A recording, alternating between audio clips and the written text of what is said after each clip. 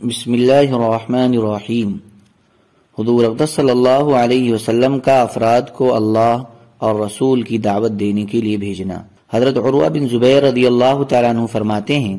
کہ جب انصار نے حضور اقدس صلی اللہ علیہ وسلم کی بات سن لی اور اس پر انہیں یقین آ گیا اور ان کے دل آپ کی دعوت سے پوری طرح مطمئن ہو گئے تو انہوں نے آپ کی تصدیق کی اور آپ پر ایمان لے آئے، اور یہ لوگ سارے عالم کے لیے بھلائی اور خیر کا سبب بنے، اور انہوں نے اگلے سال موسم حج میں آپ کی خدمت میں حاضر ہونے کا وعدہ کیا اور اپنی قوم میں واپس چلے گئے، اور حضور صلی اللہ علیہ وسلم کی خدمت میں یہ پیغام بھیجا کہ آپ ہمارے پاس اپنے یہاں سے ایک ایسا آدمی بھیج دیں جو لوگوں کو کتاب اللہ کی دعوت دے، کیونکہ آدمی کے آنے سے لوگ بات جلدی مان لیں گے۔ تو حضور صلی اللہ علیہ وسلم نے حضرت مصعب بن عمیر رضی اللہ تعالیٰ عنہ کو ان کے یہاں بھیج دیا۔ حضرت مصعب قبیلہ بنو عبد الدار میں سے تھے۔ حضرت مصعب قبیلہ بنی غنم میں حضرت اسعد بن زرارہ رضی اللہ عنہ کے پاس ٹھہرے، اور وہ لوگوں کو حضور صلی اللہ علیہ وسلم کی باتیں سناتے اور قرآن شریف پڑھ کر سناتے۔ پھر حضرت مصعب حضرت سعد بن معاذ کے پاس ٹھہر کر دعوت کے کام میں لگے رہے، اور اللہ تعالیٰ ان کے ہاتھوں لوگوں کو ہدایت دیتے رہے، حتیٰ کہ انصار کے ہر گھر میں کچھ نہ کچھ لوگ مسلمان ہو گئے، اور ان کے سرداروں نے بھی اسلام قبول کر لیا، اور حضرت عمرو بن جموح رضی اللہ تعالیٰ عنہ بھی مسلمان ہو گئے اور ان کے بت توڑ دیے گئے۔ حضرت مصعب بن عمیر رضی اللہ تعالیٰ عنہ حضور صلی اللہ علیہ وسلم کے پاس واپس چلے گئے، اور ان کو مقری پڑھانے والے کے نام سے پکارا جاتا تھا۔ طبرانی میں حضرت عروہ کی یہ حدیث اور زیادہ تفصیل سے مذکور ہے، اور اس میں حضور اقدس صلی اللہ علیہ وسلم کے انصار پر دعوت کو پیش فرمانے کا ذکر بھی ہے، جیسے کہ امر انصار کے ابتدا کے باب میں انشاءاللہ آئے گا۔ اور اس حدیث میں یہ مضمون ہے کہ انصار اپنی قوم میں واپس چلے گئے اور خفیہ طور پر دعوت دینے لگے، اور ان کو رسول اللہ صلی اللہ علیہ وسلم کی خبر دی، اور جو دین دے کر اللہ نے آپ کو بھیجا ہے اس کے بارے میں ان کو بتایا، اور قرآن سنا کر انہیں حضور صلی اللہ علیہ وسلم کی اور دین کی دعوت دی۔ چنانچہ انصار کے ہر گھر میں کچھ نہ کچھ افراد مسلمان ہو گئے۔ پھر انہوں نے حضور صلی اللہ علیہ وسلم کی خدمت میں یہ پیغام بھیجا کہ آپ ہمارے پاس اپنے یہاں سے ایک ایسا آدمی بھیج دیں جو لوگوں کو کتاب اللہ سنا کر اللہ کی طرف دعوت دے، کیونکہ آدمی کے آنے سے لوگ جلدی مان لیں گے۔ چنانچہ حضور صلی اللہ علیہ وسلم نے قبیلہ بنی عبد الدار کے حضرت مصعب بن عمیر رضی اللہ تعالی عنہ کو ان کے یہاں بھیج دیا، اور وہ قبیلہ بنی غنم میں حضرت اسعد بن زرارہ رضی اللہ عنہ کے پاس ٹھہرے اور لوگوں کو دعوت دینے میں مشغول ہو گئے۔ اسلام پھیلنے لگا اور اسلام والے زیادہ ہونے لگے، اور وہ خفیہ طور پر دعوت دے رہے تھے۔ پھر حضرت عروہ نے حضرت مصعب کے حضرت سعد بن معاذ رضی اللہ تعالی عنہ کو دعوت دینے کا، اور حضرت سعد کے مسلمان ہونے اور قبیلہ بنو عبد الاشحل کے مسلمان ہونے کا تذکرہ کیا، جیسے کہ حضرت مصعب کے دعوت دینے کے باب میں آگے آئے گا۔ پھر حضرت عروہ نے فرمایا کہ بنی نجار نے حضرت مصعب بن عمیر رضی اللہ تعالی عنہ کو اپنے یہاں سے چلے جانے کو کہا، اور اس بارے میں ان کے میزبان حضرت اسعد بن زرارہ رضی اللہ تعالی عنہ پر انہوں نے سختی کی۔ چنانچہ حضرت مصعب بن عمیر حضرت سعد بن معاذ کے یہاں منتقل ہو گئے، اور وہ دعوت کے کام میں لگے رہے، اور اللہ تعالیٰ ان کے ہاتھوں لوگوں کو ہدایت دیتے رہے، حتیٰ کہ انصار کے ہر گھر میں کچھ نہ کچھ افراد ضرور مسلمان ہو گئے، اور ان کے سردار اور شرفا مسلمان ہو گئے، اور حضرت عمرو بن جموح رضی اللہ تعالی عنہ بھی مسلمان ہو گئے، اور ان کے بت توڑ دیے گئے، اور مسلمان ہی مدینہ میں زیادہ معزز شمار ہونے لگے، اور ان کا معاملہ ٹھیک ہو گیا۔ اور حضرت مصعب بن عمیر رضی اللہ تعالی عنہ حضور اقدس صلی اللہ علیہ وسلم کی خدمت میں واپس چلے گئے، اور ان کو مقری پڑھانے والے کے نام سے پکارا جاتا تھا۔ ابو نعیم نے زہری سے حلیہ میں یہ روایت اس طرح بیان کی ہے کہ انصار مدینہ نے حضرت معاذ بن عفرہ اور حضرت رافع بن مالک رضی اللہ عنہما کو حضور اقدس صلی اللہ علیہ وسلم کی خدمت میں یہ پیغام دے کر بھیجا کہ آپ اپنے یہاں سے ہمارے پاس ایک ایسا آدمی بھیج دیں جو لوگوں کو کتاب اللہ سنا کر اللہ کی دعوت دے، کیونکہ ان کی بات ضرور قبول کر لی جائے گی۔ چنانچہ حضور صلی اللہ علیہ وسلم نے حضرت مصعب بن عمیر کو انصار کے ہاں بھیج دیا۔ آگے کا مضمون پچھلی روایت کی طرح ہے۔ حضرت ابو امامہ رضی اللہ تعالیٰ عنہ فرماتے ہیں کہ مجھے حضور صلی اللہ علیہ وسلم نے میری قوم کے پاس بھیجا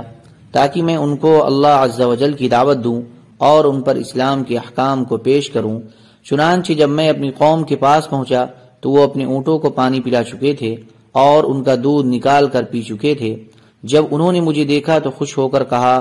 سدی بن عجلان کو خوش آمدید ہو۔ سدی حضرت ابو امامہ کا نام ہے،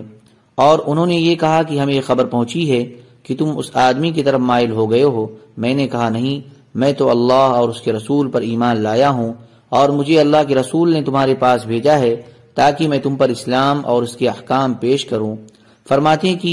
ہماری یہ بات ہو رہی تھی کہ وہ کھانے کا ایک بڑا پیالہ لے آئے اور اسے بیچ میں رکھ کر سب اس کے ارد گرد جمع ہو گئے اور اس میں سے کھانے لگے، اور مجھ سے کہا، اے سدی، تم بھی آؤ۔ میں نے کہا، تمہارا بھلا ہو، میں تمہارے پاس ایسی ذات گرامی کے پاس سے آ رہا ہوں جو اللہ کا نازل کردہ حکم یہ بتاتے ہیں کہ جو جانور ذبح نہ کیا جائے وہ تم پر حرام ہے۔ انہوں نے پوچھا کہ اس کے بارے میں انہوں نے کیا بتایا؟ میں نے کہا، یہ آیت نازل ہوئی، حرمت علیکم المیتۃ والدم ولحم الخنزیر سے لے کر وان تستقسموا بالازلام تک۔ حرام ہو تم پر مردہ جانور اور لہو اور گوشت سور کا، اور یہ کی تقسیم کرو جوئے کی تیروں سے۔ چنانچہ میں ان کو اسلام کی دعوت دینے لگا، لیکن وہ انکار کرتے رہے۔ میں نے کہا، تمہارا بھلا ہو، ذرا مجھے پانی تلا دو، میں بہت پیاسا ہوں۔ انہوں نے کہا، نہیں، ہم تمہیں پانی نہیں دیں گے تاکہ تم ایسے ہی پیاسے مر جاؤ۔ میرے پاس ایک پگڑی تھی، میں نے اس میں اپنا سر لپیٹ لیا اور میں سخت گرمی میں ریت پر لیٹ گیا، میری آنکھ لگ گئی۔ میں نے خواب میں دیکھا کہ ایک آدمی میرے پاس شیشے کا گلاس لے کر آیا، اس گلاس سے زیادہ خوبصورت گلاس کسی نے نہ دیکھا ہوگا، اور اس میں ایک ایسی پینے کی چیز ہے جس سے زیادہ لذیذ اور پرکشش کسی نے نہ دیکھی ہو۔ اس نے وہ گلاس مجھے دے دیا جسے میں نے پی لیا۔ جب میں پی چکا تو میری آنکھ کھل گئی، اور اللہ کی قسم اس کے بعد مجھے کبھی پیاس نہیں لگی، اور اب مجھے یہ بھی پتہ نہیں کہ پیاس کیا چیز ہوتی ہے۔ ابو یعلا نے یہ حدیث مختصر بیان کی ہے، جس کے آخر میں یہ ہے کہ میری قوم کے ایک آدمی نے ان سے کہا کہ تمہاری قوم کے سرداروں میں سے ایک آدمی آیا ہے اور تم نے اس کی کوئی خاطر تواضع نہیں کی۔ چنانچہ وہ میرے پاس دودھ لے کر آئے۔ میں نے ان سے کہا، مجھے اس دودھ کی ضرورت نہیں، اور میں نے ان کو خواب کا واقعہ بتایا اور پھر اپنا بھرا ہوا پیٹ ان کو دکھایا، جس پر وہ سب مسلمان ہو گئے۔ بیہقی نے دلائل میں جو روایت نقل کی ہے اس میں یہ ہے کہ حضور صلی اللہ علیہ وسلم نے ان کو ان کی قوم باہلہ کی طرف بھیجا تھا۔ حضرت احنف بن قیس رضی اللہ تعالیٰ عنہ فرماتے ہیں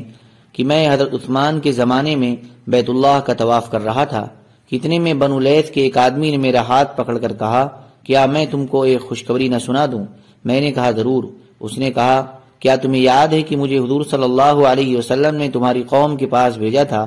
میں ان پر اسلام کو پیش کرنے لگا اور ان کو اسلام کی دعوت دینے لگا، تو تم نے کہا تھا کہ تم ہمیں بھلائی کی دعوت دے رہے ہو اور بھلی بات کا حکم کر رہے ہو، اور حضور صلی اللہ علیہ وسلم بھلائی کی دعوت دے رہے ہیں۔ تو حضور صلی اللہ علیہ وسلم کو جب تمہاری یہ بات پہنچی تو آپ نے فرمایا، اللہم اغفر للاحنف،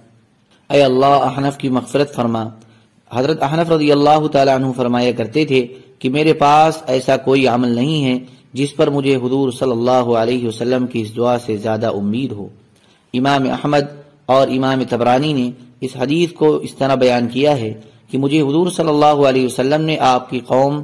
بنو سعد کے پاس اسلام کی دعوت دینے کے لیے بھیجا، تو تم نے دعوت سن کر کہا تھا کہ وہ حضور صلی اللہ علیہ وسلم بھلائی کی بات کہہ رہے ہیں، یا کہا تھا کہ میں اچھی بات ہی سن رہا ہوں۔ پھر میں نے حضور صلی اللہ علیہ وسلم کی خدمت میں واپس آ کر تمہاری بات بتائی، جس پر حضور صلی اللہ علیہ وسلم نے فرمایا، اللہم اغفر للاحنف، اے اللہ احنف کی مغفرت فرما۔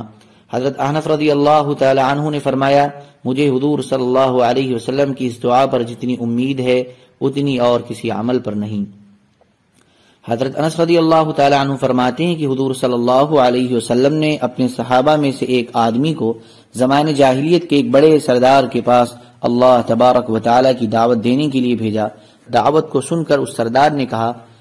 تم مجھے اپنے جس رب کی دعوت دے رہے ہو کس چیز کا بنا ہوا ہے، لوہے یا تانبے کا، چاندی یا سونے کا؟ ان صحابی نے حضور صلی اللہ علیہ وسلم کی خدمت میں آ کر سارا قصہ بتایا۔ حضور صلی اللہ علیہ وسلم نے ان کو اس کے پاس دعوت دینے کے لیے دوبارہ بھیجا، اس دفعہ بھی اس نے وہی بات کہی۔ انہوں نے آ کر حضور صلی اللہ علیہ وسلم کو پھر بتایا۔ حضور صلی اللہ علیہ وسلم نے تیسری مرتبہ ان کو اس کے پاس بھیجا، اس نے پھر وہی بات کہی۔ انہوں نے آ کر حضور صلی اللہ علیہ وسلم کو پھر بتایا تو حضور صلی اللہ علیہ وسلم نے فرمایا، اللہ تبارک و تعالی نے اس سردار پر بجلی گرائی جس نے اسے جلا دیا۔ چنانچہ یہ آیت نازل ہوئی، وَيُرْسِلُ الصَّوَاعِقَ فَيُصِيبُ بِهَا مَن يَشَاءُ وَهُمْ يُجَادِلُونَ فِي اللَّهِ وَهُوَ شَدِيدُ الْمِحَالِ، اور بھیجتا ہے کڑک بجلیاں پھر ڈالتا ہے جس پر چاہے، اور یہ لوگ جھگڑتے ہیں اللہ کی بات میں اور اس کی پکڑ سخت ہے۔ ابو یعلا اور بزار کی ایک حدیث اسی جیسی اور ہے جس میں یہ مضمون ہے کہ حضور صلی اللہ علیہ وسلم نے ایک صحابی کو عرب کے فرعونوں میں سے ایک فرعون کی طرف بھیجا تو ان صحابی نے اس آدمی کے بارے میں کہا، یا رسول اللہ، وہ تو فرعون سے بھی زیادہ سرکش ہے۔ اور اس روایت میں یہ بھی ہے کہ ان صحابی نے اس آدمی کے پاس جا کر تیسری مرتبہ پھر اپنی وہی بات دہرائی، یعنی تیسری مرتبہ پھر اس کو اللہ کی دعوت دی۔ ابھی یہ صحابی اس آدمی سے بات کر ہی رہے تھے کہ اللہ تعالیٰ نے اس آدمی کے سر پر ایک بادل بھیجا جو زور سے گرجا، پھر اس بادل میں سے ایک بجلی اس آدمی پر گری جس نے اس کی کھوپڑی کو اڑا دیا۔ اور حضرت خالد بن سعید رضی اللہ تعالیٰ عنہ کی حدیث پہلے میدان جنگ میں اللہ تعالیٰ کی طرف دعوت دینے کے باب میں صفحہ 151 پر گزر چکی ہے۔ وہ فرماتے ہیں کہ حضور صلی اللہ علیہ وسلم نے مجھے یمن بھیجا اور فرمایا کہ عرب کے جس قبیلے پر تمہارا گزر ہو اور تمہیں اس قبیلے سے اذان کی آواز سنائی دے تو ان سے چھیڑ چھاڑ نہ کرنا، اور جس قبیلے سے تمہیں اذان کی آواز سنائی نہ دے ان کو اسلام کی دعوت دینا۔ اور حضور صلی اللہ علیہ وسلم کا حضرت عمرو بن مرہ کو ان کی قوم کی طرف بھیجنے کا قصہ عن قریب آئے گا۔ سبحان ربک رب العزة عما يصفون وسلام علی المرسلین والحمد للہ رب العالمین۔